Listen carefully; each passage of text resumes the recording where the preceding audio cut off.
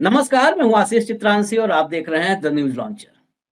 वो खेल होता है ना, मैजिक चेयर वाला, गोल गोल घूमो कुर्सी कौन बैठता है। बिहार में उस खेल की तैयारी में ऐसी सरफटौवल हुई है कि अब नीतीश कुमार और नीतीश कुमार के डिप्टी यानी डिप्टी सीएम दो दो हैं, उनमें एक के साथ ठन चुकी है।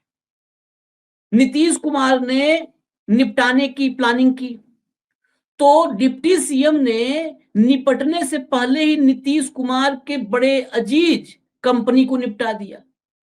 ये लड़ाई भाजपा के भीतर हो रही है और ये लड़ाई बिना दिल्ली की सह के संभव नहीं है। और इसके पीछे जो असली खेल है वो खेल है चुनाव में ब्रांडिंग का, इमेज मेकिंग का। और फिर अगर नीतीश कुमार जरा भी दाएं बाएं हुए तो भाजपा बताएगी कि देखिए, भ्रष्टाचार और बेईमानों को हमने रोका, हमारे वाले डिप्टी सीएम ने रोका। नीतीश कुमार के समय में तो ये फल फूल रहा था, क्या क्या हुआ था। लेकिन उसके साथ एक और मसला है।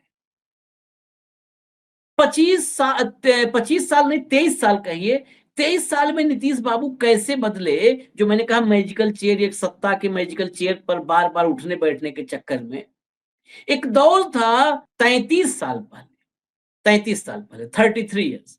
एक दौर था जब मंडल वाला हिंदुत्व और कमंडल वाला हिंदुत्व, इसकी परिभाषा नीतीश कुमार लिखते थे। ये परिभाषा संसद में अटल बिहारी वाजपेयी को बताते थे और अडवाणी को ललकारते थे और बताते थे कि हम तो वो पिछड़े लोग हैं, दलित लोग हैं जिन्होंने राम की मदद की थी। खैर, आज मैं वो क्लिप एक सुनाऊंगा, क्योंकि 33 साल में नीतीश बाबू बदले कैसे हैं ये बिहार वालों को याद दिलाना जरूरी है। लेकिन पहले मैं जब सीएम बनाम डिप्टी सीएम का किस्सा बता दूं। विजय सिन्हा डिप्टी सीएम, पथ निर्माण मंत्री थे, पहला किरदार। सीएम नीतीश कुमार दूसरा किरदार। और इन दो किरदारों के बीच में सबसे अहम किरदार एसपी सिंगला, वही कंपनी जिसके बनाए पुल बार बार और लगातार गिरते हैं। एक बार नहीं, एक ही पुल दो दो बार गिर जाता है, वही इस SP Singla company. SP Singla की अगवानी घाट वाले जो पुल गिरा था उसको तो चारों तरफ चर्चित हुआ। अब जब अभी कैबिनेट का एक्सपेंशन हुआ तो उस एक्सपेंशन के बाद विजय सिन्हा को खबर लगी, इसको समझिएगा कि इसके पीछे प्लानिंग क्या है। विजय सिन्हा को जब खबर लगी कि उनका मंत्रालय नीतीश कुमार छीनने वाले हैं, हिसाब किताब टसल काफी समय से चल रही थी, छीनने वाले हैं, क्योंकि यही विजय सिन्हा है। इन्होंने कहा था कि बिहार में अटल बिहारी वाजपेयी का सपना तब पूरा होगा जब भाजपा का मुख्यमंत्री बनेगा। नीतीश दिखते भले ऊपर से बीमार है, अंदर दिमाग में सियासी खुराफात चलती रहती है। विजय सिन्हा को निपटाने का प्लान इन्होंने बना लिया था मंत्रिमंडल के विस्तार के जरिए ही, कि इनका विभाग लेके दूसरे को दे देंगे, भाजपा वाले को ही। विजय सिन्हा ने जबरदस्त काम किया।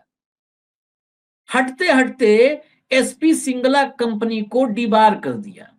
यानी अब ये कंपनी आगे जब तक इनकी जांच नहीं पूरी हो जाएगी, कार्रवाई नहीं हो जाएगी, मतलब जब तक इनको फिर से दोबारा परमिशन नहीं मिलेगी तब तक कोई टेंडर नहीं मिलेगा। अब एसपी सिंगला इसलिए महत्वपूर्ण है कि जितनी हम लोग को जानकारी खबरों के जरिए मिलती है, मुझे लगता है कंस्ट्रक्शन का, पुलों का, बिहार का करीब करीब सारा काम एसपी सिंगला के पास है। 70-80% जितना पुल गिरता है सब में एसपी सिंगला होती है, सब पुल गिरने में। तो ये एसपी सिंगला इसको डीबार कर दिया, अब इसको कोई काम नहीं मिलेगा। जिस जिस कंपनी के पुल बार बार लगातार एक एक पुल दो दो बार गिर रहे हो, उस कंपनी को डीबार नहीं किया गया था। यानी नीतीश कुमार की कहीं न कहीं उस पर कृपा थी, उसको आशीर्वाद प्राप्त था, उससे चोट पहुंचाया। दूसरा मैंने कहा ना, इमेज मेकओवर, ब्रांडिंग। चुनाव में कहेंगे देखो नीतीश कुमार ने इतने दिन से नहीं किया था, हमने किया, हमारे डिप्टी सीएम ने किया। अब विजय सिन्हा ने किया क्यों? क्योंकि ये मंत्रालय फिर जाने वाला था भाजपा के पास, वो कर सकता था। विजय सिन्हा ने हिसाब भी चुकता किया कि हो सकता है नीतीश कुमार बड़े मैनेजर हैं, दूसरे वाले मैनेज कर ले। नितिन नवीन वो नेता है जो दही चूड़क पार्टी, जैसे बिहार में लालू यादव की पार्टी फेमस है, तो ये नए नए हैं, भाजपा की तरफ से इनकी दही चूड़ा वाली पार्टी फेमस हो चुकी है। दरअसल नितिन नवीन में भाजपा के कई लोग सीएम मटेरियल देखते हैं कि ये मीडिया से दूर रहते हैं, चर्चाओं से दूर रहते हैं। इनमें सीएम मटेरियल देखते हैं या नितिन नवीन खुद को सीएम मटेरियल के रूप में तैयार कर रहे हैं? उन्होंने समझ लिया है कि जो मीडिया से दूर रहेगा, गुमनामी में रहेगा, चुपचाप रहेगा, उसी को सीएम बना दिया जाएगा, पर्ची में उसका नाम लिखा जाएगा। दोनों बातें हो सकती हैं। या तो ये सीएम मटेरियल हो या ये खुद को सीएम मटेरियल बना करके उस रूप में पेश कर रहे हो शाह के सामने। तो इनके हाथ में पथ निर्माण दिया गया, उनको तो कृषि पकड़ा दिया गया, विजय सिन्हा को। इनके हाथ में आ रहा था, भाजपा के ही है, सीएम बनने के सपने भी, हसीन सपने भी आंखों में तैर रहे हैं।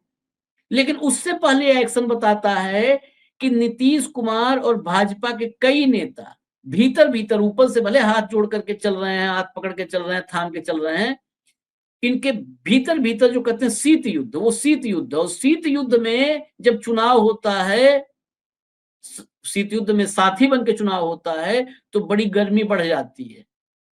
और गर्मी जब बढ़ जाती है तो कई बार विपक्षी दलों के साथ कटुता का जो की बर्फ होती है वो पिघल जाती है। ये बड़ा लंबा मामला है। अब विजय सिन्हा आपने देखा था विधानसभा में भी कौन सबसे ज्यादा टारगेट पर था, वो नीतीश और तेजस्वी का आपस का जो होता है वो चलने दीजिए, तो एक दूसरे को कोसते हैं और फिर एक हो जाते हैं। विजय सिन्हा टारगेट पर थे, तेजस्वी टारगेट पर कौन थे? विजय सिन्हा। आपस ले लिया, अपना बयान आपस ले लिया, आपस नहीं वापस ले लिया। सब किसके साथ हुआ था? विजय सिन्हा के साथ हुआ था। विजय सिन्हा के साथ उस समय नीतीश कुमार खड़े हुए? नहीं खड़े हुए। लेकिन अब इन सारी चीजों को समझने के साथ साथ अगर नीतीश कुमार का एक बयान समझेंगे, सुनेंगे, तो नीतीश कुमार के असली चरित्र को आप समझ जाएंगे कि राजनीति में यह आदमी अद्भुत, अकल्पनीय, अविश्वसनीय है, अद्वितीय है। ये कलाकारियां, मैं 1992 की एक क्लिप है वो सुनाता हूं। ये 1992 शायद 17 दिसंबर की तारीख रही होगी। सोशल मीडिया के जरिए ही उसी के सौजन्य वो कर रहा हूँ, कोई हमारे लाइब्रेरी की नहीं है। तो 17 दिसंबर 1992, जब 6 दिसंबर की घटना आपको याद होगी अयोध्या की, उसके बाद की 17 दिसंबर की जो है ये बाइट है, ये संसद में उनका बयान चल रहा था, वो है। जरा कंट्रोल रूम प्ले कर दीजिए, प्ले कर दीजिए, सुना देते हैं, फिर कार्यक्रम खत्म करते हैं। जनता अपने आप घंटा भर गरजते रहे लेकिन बरसे कभी नहीं। 6 तारीख को जो कुछ भी किया हुआ उसके लिए ये लज्जा प्रकट कर रहे थे, दुख प्रकट कर रहे थे। कई सदस्यों ने कहा, माननीय सोमनाथ चटर्जी ने और इंद्रजीत गुप्ता जी ने कहा कि इन्होंने निंदा नहीं की। निंदा किए हो या न किए हो, लेकिन लगातार अपने भाषण में इन्होंने उसके लिए दुख प्रकट किया, खेद प्रकट किया। और जिनको देहात की भाषा में हम लोग, मंडल की भाषा में हम लोग समझते हैं कि माफी मांगने का काम किया। 2 तरह की भाषा इस देश में है, जैसे मुल्क 2 प्रकार का है, एक इंडिया है, एक भारत है। उसी प्रकार से यह देश भी 2 तरह का है, समाज भी 2 तरह का है। और जिस हिंदू समाज की बात करते हैं वो हिंदू समाज भी 2 तरह का है, एक मंडल वाला हिंदू है और एक कमंडल वाला हिंदू है, ये 2 तरह की। तो मुझको साफ साफ लग रहा था कि ये माफी मांगने का काम कर रहे हैं, लेकिन मुझको आश्चर्य हो रहा था। अंदर में इनका एक चेहरा, बाहर में इनका दूसरा चेहरा। अयोध्या तक की यात्रा को, अधूरी यात्रा को पूरा करने चले थे तो आडवाणी जी में फिर साहस होना चाहिए था। उसी समस्तीपुर से अपनी यात्रा शुरू करते जहां इस देश के एक बहादुर लालू प्रसाद ने इनके रथ को पकड़ के रख दिया था, क्योंकि ये बर्बादी का रथ था।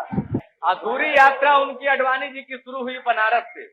तो हम जानना चाहेंगे वाजपेयी जी से या बाद में इनके जो भी वक्ता मिलेंगे कि ये मिसिंग लिंक कब पूरा होगा। समस्तीपुर से बनारस तक का जो मिसिंग लिंक था वो कब पूरा होगा। सभापति महोदय, अटल जी, अब अटल जी से आग्रह की सुनने चले गए।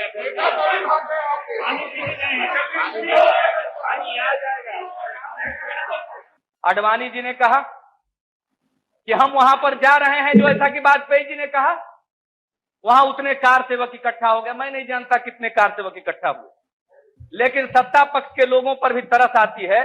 डर करके कभी कुमार मंगलम गलियारे में कह रहे हैं कि 2.5 लाख लोग इकट्ठा हो गए, कभी गुलाम नबी आजाद बोल रहे हैं कि 1.5 लाख लोग इकट्ठा हो गए।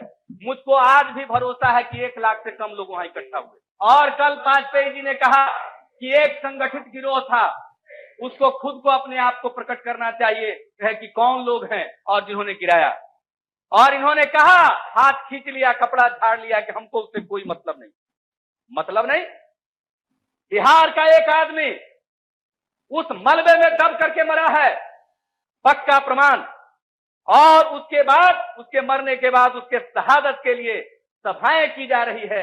इसके द्वारा, कोई अनाम कार सेवक के द्वारा नहीं, जो इंद्रजीत गुप्ता जी ने कहा उस अनाम वकील की तरह नहीं, जो वहां डबोस में कागज दे गया था, कोई अनाम कार सेवक की तरह नहीं, बल्कि भारतीय जनता पार्टी के द्वारा सभाएं की जा रही है। वो जो मलबे के नीचे कार सेवक दबकर मरा है, हम भी जानते हैं असंगठित कार सेवक इस काम को अंजाम नहीं दे सकते। उसमें से सैकड़ों उसके मलबे के नीचे दब के मर जाते। वो हम लोगों के यहाँ का, बिहार का आदमी, वो बेवकूफ रहा होगा, वो संगठित नहीं रहा होगा, वो चला गया उस मलबे में। ठीक है, ये तो बिहार की तौहीन कर रहे हैं। नहीं, सभापति जी, बड़ी आपत्ति है, बिहार को कलंकित कर रहे हैं। बिहार में बेवकूफ होते हैं ऐसा तो नहीं है, बिहार में समझदार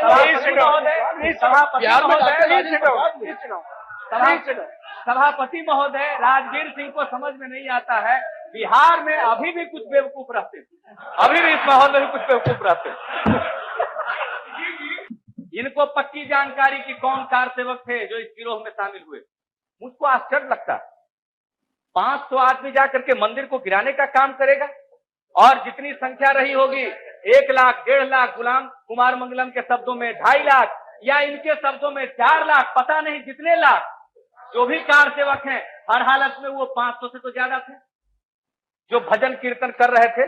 अशोक सिंघल उनका भजन कीर्तन करा रहे थे, एक दिन उनकी भी तस्वीर छपी, भजन कीर्तन कहते ऐसे मुड़ी घुमा करके उनकी भी तस्वीर छपी थी। जो मोर देन लाइफ साइज तस्वीरें छप रही थी मीडिया में इन लोगों का, और जो मन बहक रहा था, तो क्या कर रहे थे भजन कीर्तन वाले लोग।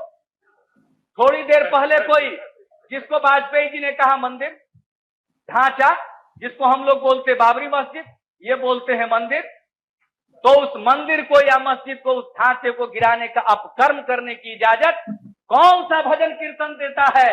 जो नपुंसक भजन कीर्तन आप गाते रहे और वहां पर उस भजन कीर्तन के खिलाफ सारा काम होता रहा। हमको कोई बहुत माइथोलॉजी का ज्ञान नहीं, और हम तो मंडल वाले हिंदू हैं सभापति महोदय, हमको इनके हिंदू शास्त्र में तो कोई स्थान है नहीं। हम लोगों की जरूरत तब पड़ती है जब ये संकट में होते हैं। रामचंद्र जी के सभी स्वजनों ने उनको छोड़ दिया और जंगल भेज दिया, और जब उनकी पत्नी का अपहरण कर लिया दुष्ट रावण ने, तो उनकी मदद करने के लिए हम ही पिछड़े शोषित दलित लोग कोल और दिल गए।